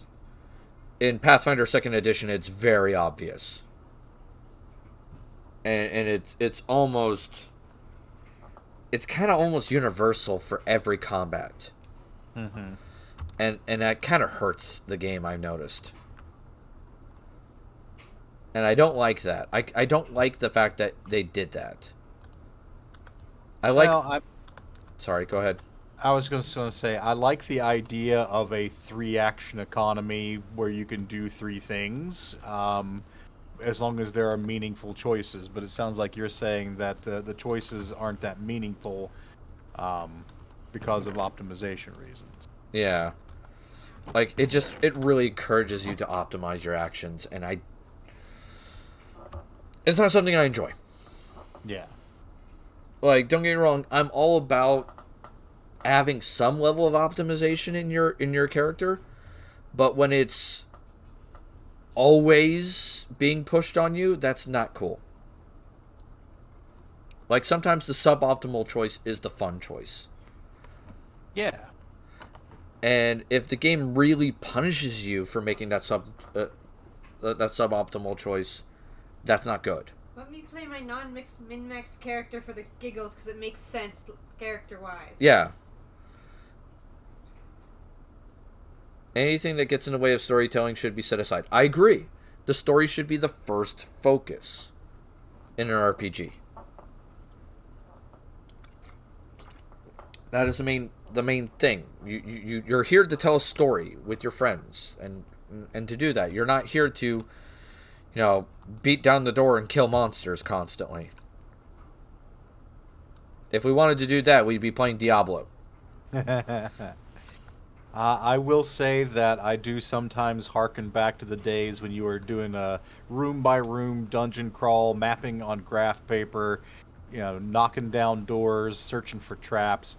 There is an appeal to that sort of game for me, but I think it would be more of a 2 or 3 session thing than a campaign. You can't really sustain a campaign of, okay, what's this week's dungeon? All right, let's just, Yeah. I do have one campaign one day I want to run that's kind of like that, where it's one giant dungeon. and I based it off of the old Diablo 1. Yeah. But I have a story behind it based off of a game I've already run, where the party made a deal with Asmodeus to... There wasn't much of a choice at this point. We kind of had to survive. They made a deal with him in order to... Stop the world from ending? They did an armistice where it was a peace treaty to keep him from attacking the surface and to get him to help him attack a cult of Rovagug from awakening Rovagug. Because even Rovagug, he had issues with Rovagug too. Yeah, because in Pathfinder lore, Asmodeus and Rovagug actually have beef. Because one of the people who helped design Rovagug's prison was actually Asmodeus. Yeah. So it's like, that's kind of neat. That like good and evil kind of put their beef aside for a little bit, then went, hey, this big giant bug deity wants to eat everybody. Yeah, fuck that. It's like, no, we're not putting up with that shit. And so I took advantage of that kind of that backstory of Pathfinder. And so the party dealt with Asmodeus, made a deal with him that he would not attack the prime material plane for 100 years. And this game I want to run is year 101. Year 101 and 1 day. Yeah. Year 101. Where he's like, hey, guess what? Deal's off now. I'm back. Yeah. Because he only agreed to it if the angels couldn't do the same thing. Yeah, because he agreed to it that the Celestials couldn't interfere on the prime material for 100 years as well. And the good gods agreed to this just because they also had issues with Rovagug. Yeah. So out of all the members of the previous party, there's only going to be 1 or 2 members that are still going to be alive. And that's only because they're elves. Yeah. Everybody else is pretty much dead.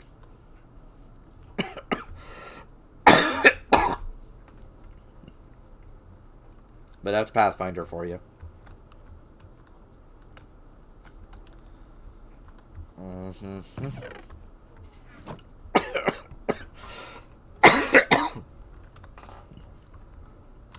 That's the fun of the game. Because I know right now I have 2 games I'm running on Saturday. I'm playing in a game on Fridays, and I'm playing in a game on Sunday. And the game I'm playing on Sunday is ending soon, and it's going to be changing to a game I'm going to be running on Sunday. The games I'm running on Saturday are, I have an evil game, and the online game is set in Traviel, where they're dealing with Mike's former character, his necromancer, before he becomes God. He's referred to, by the way, as the Good Doctor. The Good Doctor. Oh yeah, if you ever want to get a good story out of from Mike's point of view, ask him about the Good Doctor. Yeah. He will tell you all about him. Because that is always fun. So there's that. The Friday game I'm in is my friend Jerry's game. And I'm playing a tiefling kineticist. Nice. And that's fun. She's a hoot. I flipped a coin and I was like, okay, playing female today. Because I don't care about the gender of my character. So whenever I make a new character, I roll a die and it determines what gender, sexuality, all that jazz of my character. Because I've gotten to the point where I've made so many characters, it's just like, fuck it, let's see what I get. Random, let's go. I hope Dustin posts in tabletop chat. That would be cool.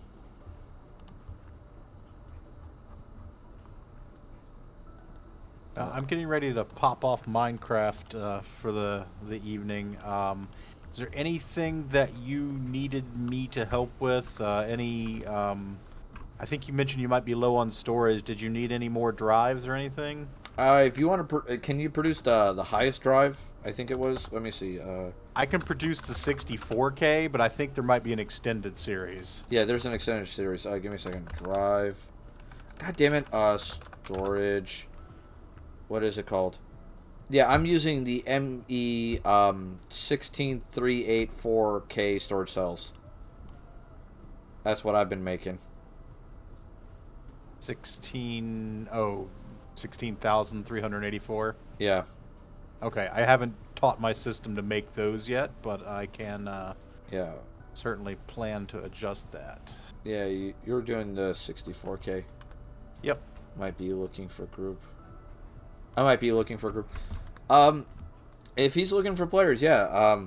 Hopefully he joins the Discord and messages in tabletop communal chat. That would be cool as hell.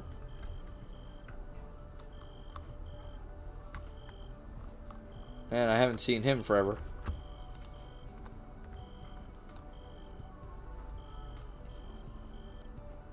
Yeah, oh, there's the Discord link. Yep, exclamation point, Discord.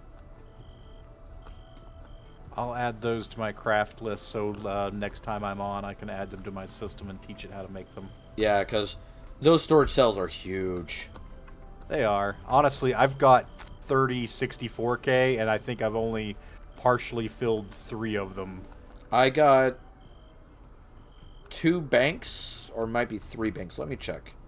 Yeah, I've got 3 full banks. I think I might have 3. Let me check.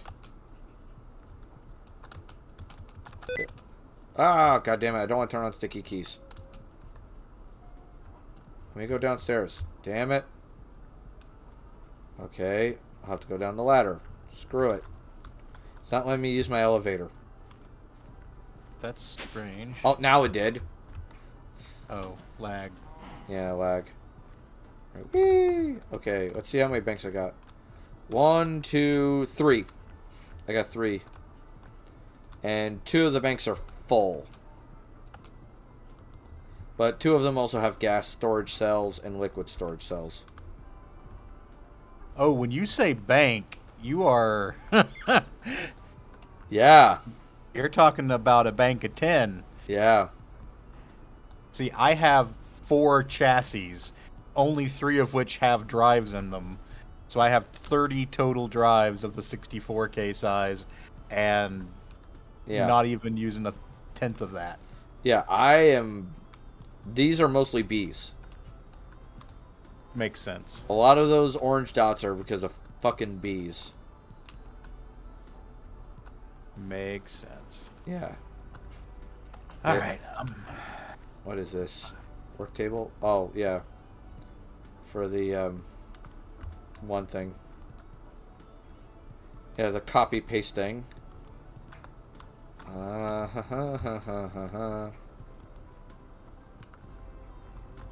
Guide the raid. Artemis Harpy. Okay, so that's who we're going to be raiding in like a few minutes. Nice. So we have a person to raid. Thank you, Squiggly. Alright. Whoop! Dude. Speaking of which, let me actually pull them up real quick. So that way I have them on things. My Twitch? What is my Twitch saying?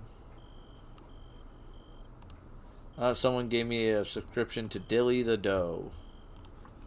Oh, nice. Oh, yeah. I reset my shit, so unfortunately it reset all my settings in Twitch, which is always fun.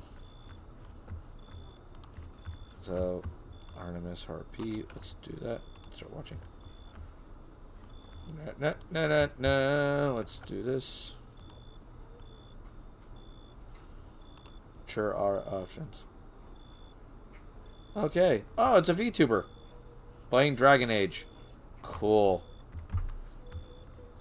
When we raid them, I'll follow them and say hello. Okay. You got dilly-doed. Yes, I got dilly-doed. Alright. Oh, man. Alright. Looks like we're doing fine on the bees. Alright. So, I do believe I'm going to be streaming next week. Alright? I hope. We're not sure about the internet, but we're hoping that it's going to be installed and everything's going to be working. Tomorrow, though, I am going to be streaming Fishery at the request of Wizen. Alright? For the point value of 5,000 points, as I choke on my lungs here, you can decide what game I play on the 4th. Okay, can you change the game? Yes, you can change the game if you want. Alright. I have no problem with that. Is there a game you rather have instead? Wizen, since you did redeem it, I do have quite a few games.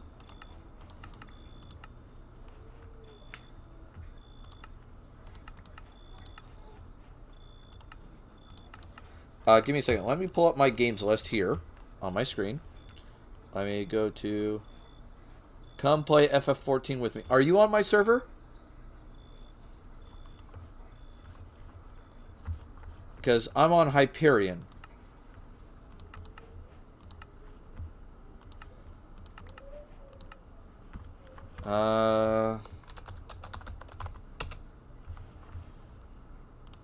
Let me see. What server are you on?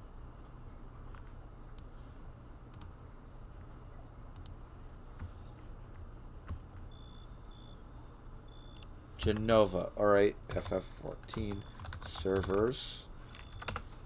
Let me see what we got here. Genova.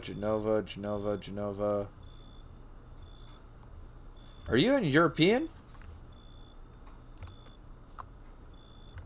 Because I'm not seeing... Maybe it's European jet. Oceanic. No, Japanese. Where's Genova? Oh, there it is. Aether. Yeah, I'm on Primal, so I would not be able to visit you.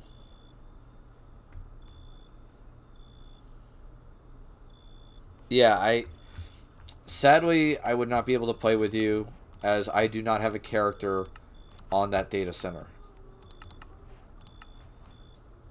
I am sorry about that.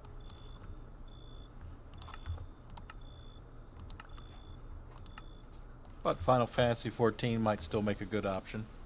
Yeah, 14 could make a good option. Put my redeem on hold until we can play together. I mean, that is a possibility. I mean, I do have other games. See if there's something else you could play. Because I'm willing to play 14 with you on a later date. You don't have to redeem something for that.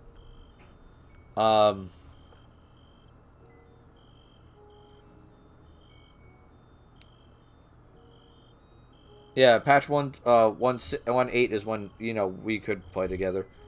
I have no problem with that. See, what else do I have? Let's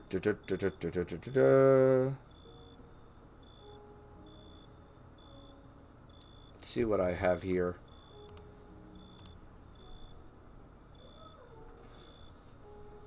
No. What? They do not get to redeem force me to play shit.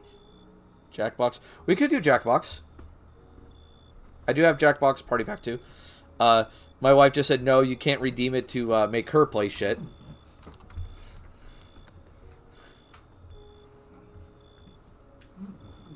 Putting a nix on that right now before somebody wants to try that. She said, because she's afraid that someone will try to get her to play something. Because there are a few games I just will not touch. Yeah. But what if someone redeemed it and told you to play Civ. I'm cool with that.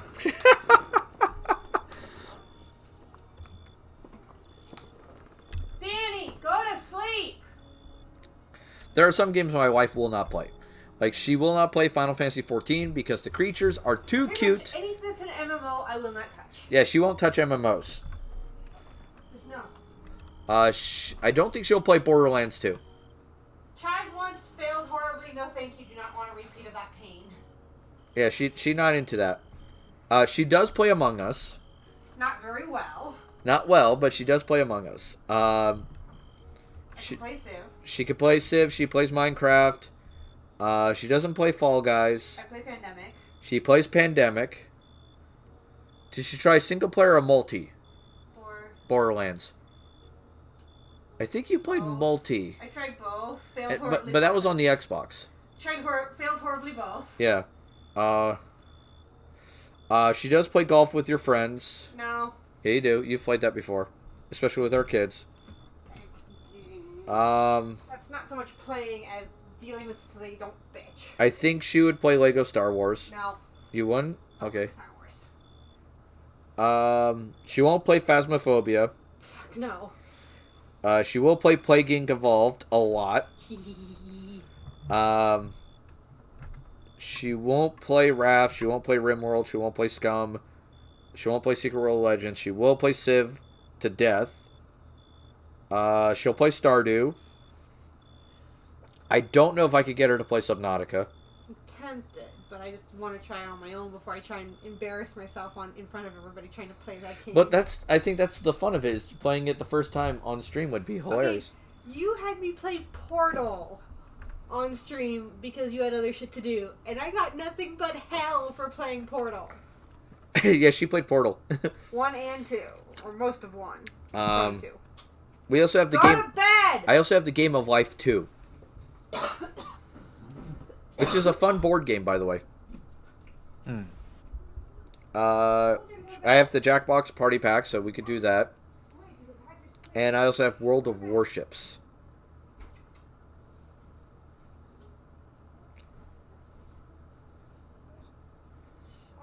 So it's kind of up to you, Wizen, because you're the one who redeemed it.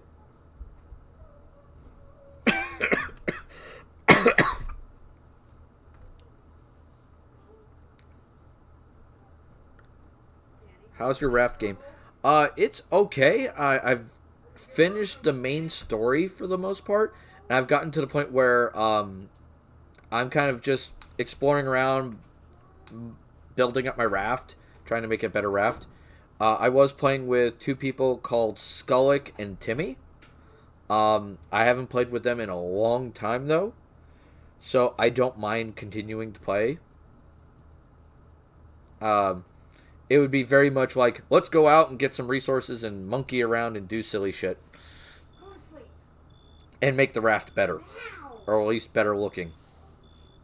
That's kind of the general consensus of that raft. So there's that. I also have Monster Hunter World too. And that's, oh boy.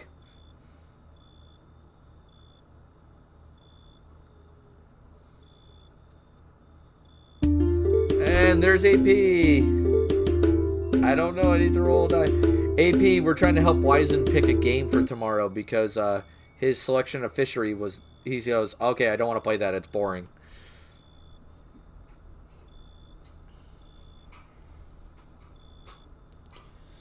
So we got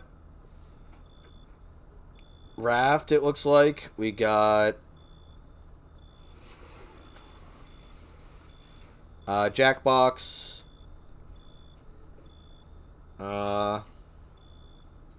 Could be Borderlands 2. I also have Forts. I didn't add that to my list on Twitch yet, but I do have Forts now. I rolled a 16. What does a 16 mean? What does that mean? I don't know what it means.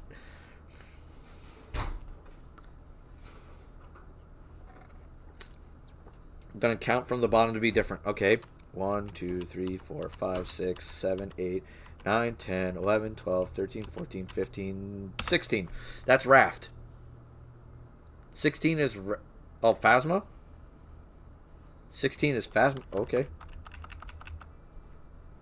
Oh, from my list down there. Okay. So you want to play Phasmo? Okay, we can play Phasmo. I'm going to probably scream like a little bitch. Yeah, that reminds me. Nobody played a face hugger squeal tonight. I noticed. Thank you, gods.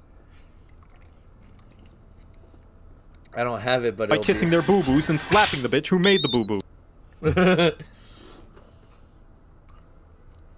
Yeah, I'll play it. I could always try to get random people online, or I could, you know, try doing ghost investigations on my own. So. Ah.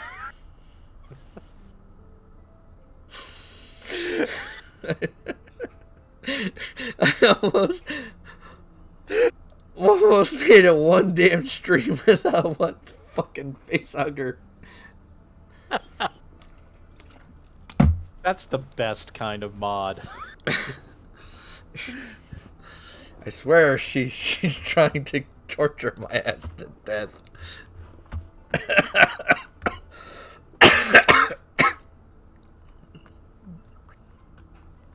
I swear that is it. Why is it my finger was on the button? Great. It's like they're racing towards my, you know, inevitable, you know, brain aneurysm. I am the troll mod across my streamers. Yeah. You know, I told AP this too. It's like, if I ever won the lotto, I'm basically making sure she gets a paycheck for this. Because why not? Alright. So with that being said, let us get ready for the raid. Alright, so let me make the screen down there. Go bye-bye. There we go, display capture. Alright, so let me pull this over here so I can see people, because god damn it, I need to be able to see people. If you are a wonderful subscriber...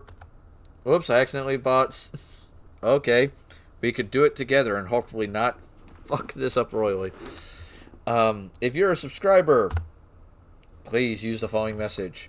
If you are a follower, please use the following message, because we are going to be raiding a person named... What's your name? What is your name? Artemis Harp. That's who we're raiding. Artemis Harp. Alright? So make sure you're taking care of yourselves both mentally and physically. Remember, it is always time for tea. And I will be joining you tomorrow for Wildcard Wednesday, where we'll be playing some Phasmophobia and trying not to have the ghost kill us all. So I will be seeing you tomorrow. Toodles!